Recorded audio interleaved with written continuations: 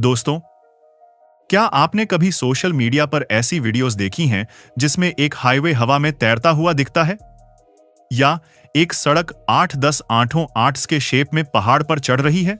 ऐसे नज़ारे जो आंखों को अनबिलीवेबल लगते हैं, जो साइंस फिक्शन मूवी का सीन लगते हैं। यह कोई मूवी नहीं, यह है चाइना की रियलिटी।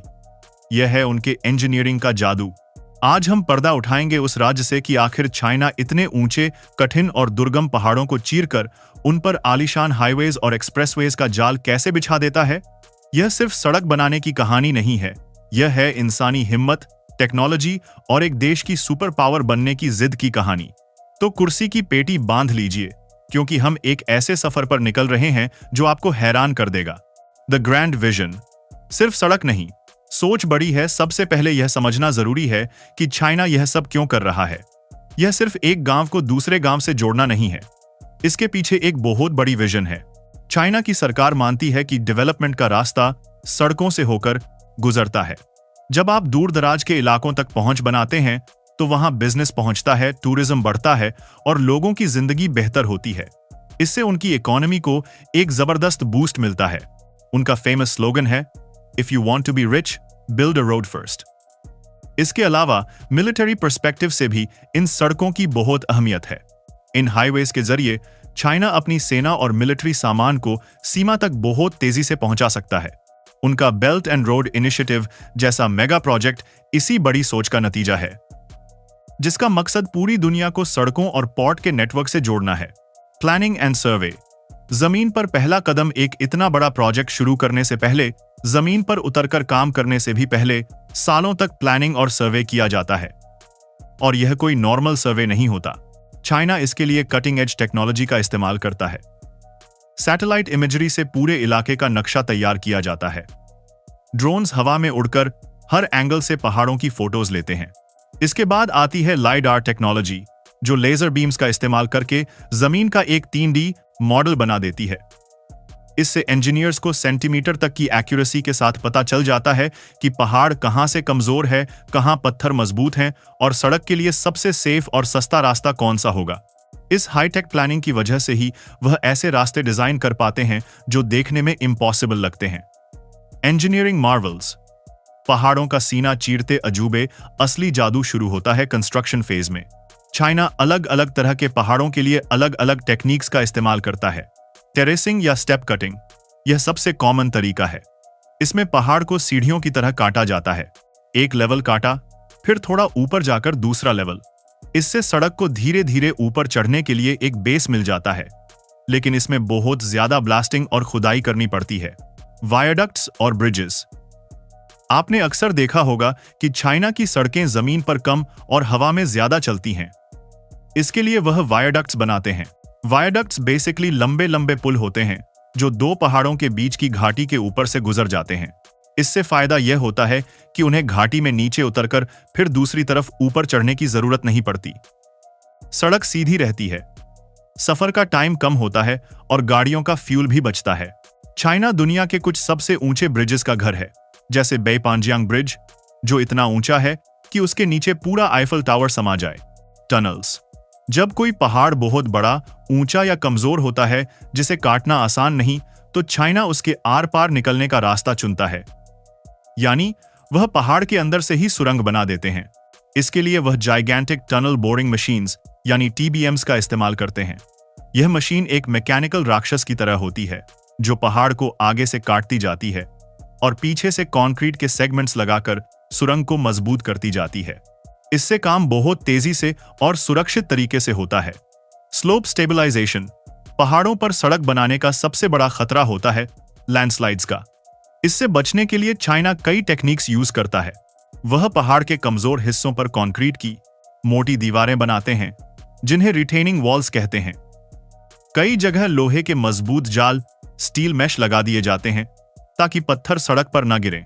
इसके अलावा नेलिंग नाम की टेक्निक से लंबी लंबी स्टील की रॉड्स को पहाड़ के अंदर तक ड्रिल कर दिया जाता है, जो उसकी अलग अलग लेयर्स को एक साथ पकड़ कर रखती हैं। भारत का नजरिया और हमारी चुनौतियां। अब बात करते हैं अपने देश भारत की।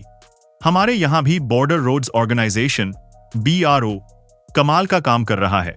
अटाल टनल जोजिला टनल जैसे प्रोजेक्ट्स इस बात का सबूत हैं कि हम भी इंजीनियरिंग में किसी से कम नहीं हैं। लेकिन हमारे चैलेंजेस चाइना से कुछ अलग हैं। पहली बात, हिमालयस दुनिया के सबसे नए और अनस्टेबल पहाड़ हैं। यहाँ की जियोलॉजी बहुत कॉम्प्लेक्स है और लैंडस्लाइड्स का खतरा बहुत ज्यादा रहता है। इसलिए यहाँ कंस्ट्रक्शन करना टेक्निकल रूप से और भी मुश्किल है। दूसरी ओर सबसे बड़ी चुनौती है हमारा डेमोक्रेटिक सिस्टम। चाइना में सरकार को जमीन एक्वायर करने में ज्यादा वक्त नहीं लगता। वहां एक ऑर्डर पर पूरे के पूरे गांव खाली करा दिए जाते हैं, जबकि भारत में जमीन अधिग्रहण लैंड एक्विजिशन एक लंबी प्रक्रिया है। लोगों से उनकी जमीन लेना, उन्हें मुआवजा देना और एनवायरमेंटल क्लियरेंसेस हासिल करने में सालों लग जाते हैं। यह हमारे सिस्टम की खूबी भी है कि यहाँ हर किसी के अधिकारों का सम्मान होता है, लेकिन इससे प्रोजेक्ट्स की रफ्तार धीमी जरूर हो जाती है। हम एनवायरमेंट को लेकर भी ज्यादा संवेदनशील हैं, इसलिए हम रफ्तार से ज्यादा सस्टेनेबिलिटी और सुरक्षा पर ध्यान देते हैं।